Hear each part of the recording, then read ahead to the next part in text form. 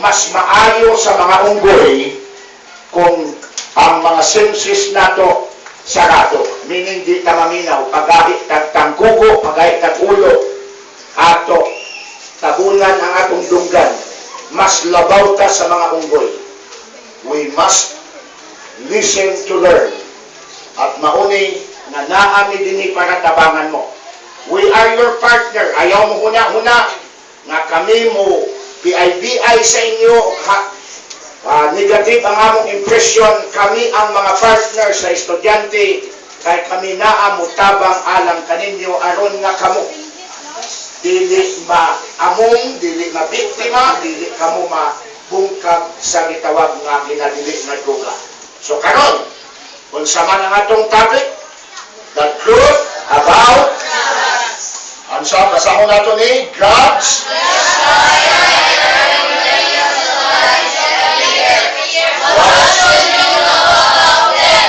Okay? So ang druga matod pa, Ruwi ang acronym niya, basahon nato dungan balik. Ready, go. Let us roll unto grace secretly. Charity and purity only. Ready, go. Let us roll unto grace secretly. May I hear from humility and fidelity? Start now. Let us roll unto grace secretly. So mauna ang meaning niya. Mauna ang hidden meaning or acronym ng pulong na drugs. Kung sa Bisaya pa, balik sa naman. Unsa ni siya? Ruta sa diablo sa mga biktima sa droga paadtog lubnganan. Sekreto nga pamamaagi. Ang tinuod man, secretly daghana ang biktima. Secretly pinakadako nga ratio ang gitawag nato nga victims of drug addiction. Daghana ni ang number 1 killer sa atong susyudad. So ato tan-awon, may na akong video ipakita gamay para hulagway kini sa usa ka drug dependent. Sama ka sa usa ka tao nga nagmarcha na ang ila padulngan ay paadto sa lungat. Gitawag ko kini nga grave. People are going there. There's only one direction. They are marching toward the pit of destruction. Inanak ang usa ka drug dependent. Sama ka lang sa naglakaw ang padulngan mo. Akala mo graduate ka, dahong mo nga makalampos ka. Pero kung drug dependent ka, padong ka di ay sa lubnganan. Padong ka nga to. Another example, ihulagway ko kini sa usa ka tao sa mga babae nga nahagbong sa huyong-huyong. Kabalo mo sa huyong-huyong, kumunoy, quicksand. Okay. At least may idea mo. Pag nahagbong ka ni anak, humok na siya tanan. At wala ka maapakang gahi. At until sa sige mo nga paningkamot niya, masuyok ka pa ilaw. Inanak ang dangatan sa usa ka drug dependent. So, after knowing that, ato tan-awon, ang nagkalain-laing drugs. Tatlo lang ang emphasis karon na hapon. Tan-awon nato ang different kinds of drugs. Number 2 mamaya, the danger effect. Ang mga kakuyaw nga itikto sa droga. Oh. So, ato tan-awon ang una. Let's start with yung mga tambal sa ubo. Itawag ni sa English na cough suppressant. To suppress the cough. Tambalan ng ubo para di mahinayon. Ha? So may mga ginatawag ta nga mga tambal kunuhay. Uso ni nga mga sakit. Ang cough, ang lagdak, kalintura, uso ni. So automatic, adto tagbutika, di na kinahanglan ng resita, palita. Now, ang advice ko, kay daghanan, this is from the word inhale. Pag nag-inhale ka, gaong sa ka, gabuga o gasuyok? Gasuyok o hangin. So, kini ay mga inhalants nga ginasinghot mo, ginasuyok ni mo. At ang pinaka number 1 na ilado na to, rugby. Inaling may tabo sa imo. At na biktima ka ng rugby. Okay? Daghani karon ang mga biktima. Ikaduha, ang bulkasil. E ano mo sa bulkasil?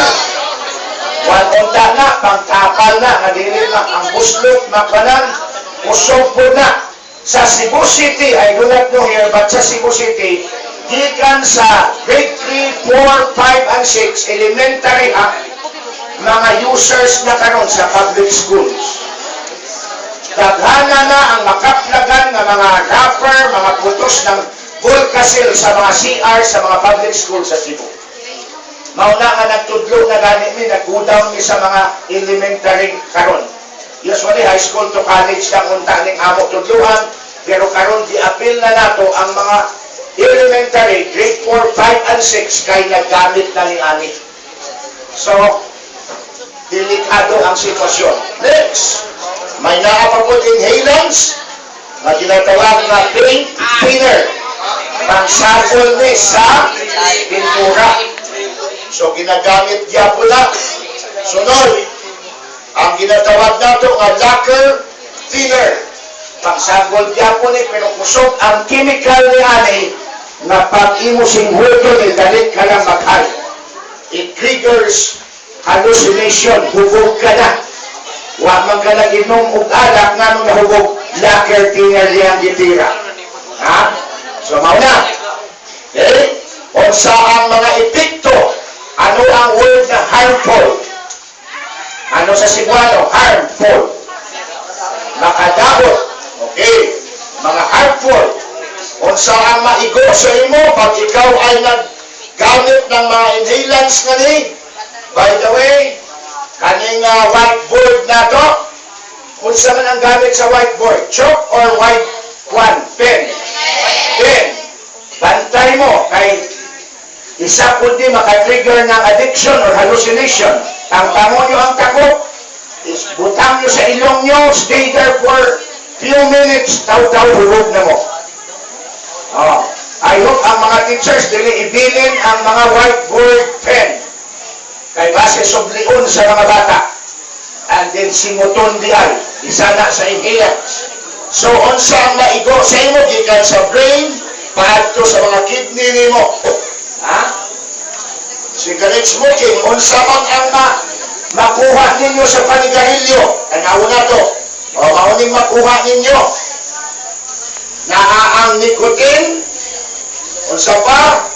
Solvent, candle wax, batteries, cadmium, naana diya tanan, ammonia, gamit sa toilet cleanser.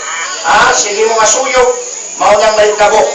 Poison, methane, acetic acid, butane, mauna tanan ang ginasuyok nimo pag nanigarilyo ka. And then ang may tabo ni anak, lung mo maigo. Okay, lung cancer. Okay, padayon? Effects of cigarette smoking. Tanawa na to ang baga sa usa ka smoker and non-smoker. I-compare kini ang non-smoker wala ka panabako, tanawa ang lungs nimo. Limpyo. Ang kapanabako, tanawa. Muragi barbecue. Pait. Anong mga brown and dark spots na mauna lang nikotina nga nagpilit sa imong baga. Mo nakalater on sa may tabo, lung cancer. And then, take or stop breathing. Kung nagapanigarilyo ka, dapat undang. Kaya wag yun ka, natayon ang madalas sa imong kinabuhi. Okay? Kana ay mga barato nga mga drugs na di na kinahanglan ang resita. Ito na, mahal-mahal na gamay. Ni Undo, bulo barato karon ang marijuana kay naan ang mga plantation sa Cebu. Marijuana. Ang leaves niya, maunang ginapatuyo. And then pag natuyo, mauna ng imuong sigarilyo. Maunang shabu. Ang pinakangan niya iniana ay methamphetamine. Nanon ka na nga shabu. So,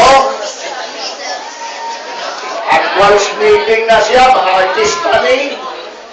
Mauna ang pagsingot, utang sa fuel, So mauna po ni ang epekto ng shabu. Basa pagpipila. Brain, epilepsy,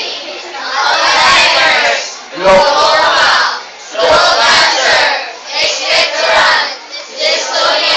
asthma, and many more. So ato makita nga pertiha ang mga epekto ni ani. Ang kuyaw kay di kapadayon mamatay, pa-hospital ka, imbes na ni gastos unta, makanampos ka sa pag-eskwela, dito na noon nahatag sa doktor o hospital. It's kasi. Oh. Ginagamit ni karon, usong-uso ito sa gitawag nato nga mga parties. Gitawag kini nga party drug sa party at ang kasagaran gagamit niya ng katong mga sosyal na estudyante sa kolehiyo sa Maynila. Pag wala nagpasabot, hindi ka mo mabiktima unya niya ni. Kahit kining tambalang ani, kining nga tambal, pag nakakuhan ka ni ani, grabe mong kalipay. Extreme ang happiness mo. In fact, katawan na ni, pero tinuod, kining nga tambal, sige ka lang katawa. 24 hours, sige mo lang katawa. Sige mo lang ang katawa. Wala undang. Gusto mo mo undang, hindi ka kaundang. Samtang may epekto ka. Oh. So, mauna. Ang shabu naman, gasiga ang mata mo. Waka lang katawa, pero gasiga ang mata mo. Mauna ang mga driver mo, technique ani, aron nga, maka sila, bisan pila ka oras na biyahe, yung mga taxi driver sa Cebu, kasagarang madakpan o naga-shabu. Kay awit ka, di ka katulog pag nagshabu ka. Kini naman, sige mo katawa. Ang alibay nila, laughter is the best medicine. Tuwa mo ni anak. Dili na tinuod. Kaya kung tinuod, ang laughter is the best medicine, unta, wala na kang mga buang karon. Pagalong ano, ang buang sige katawa, pero hangtod karon wala na ayo. So, dili medisina ang sige katawa. Okay? At ito ka sa sunod. Mauning epekto ng ecstasy.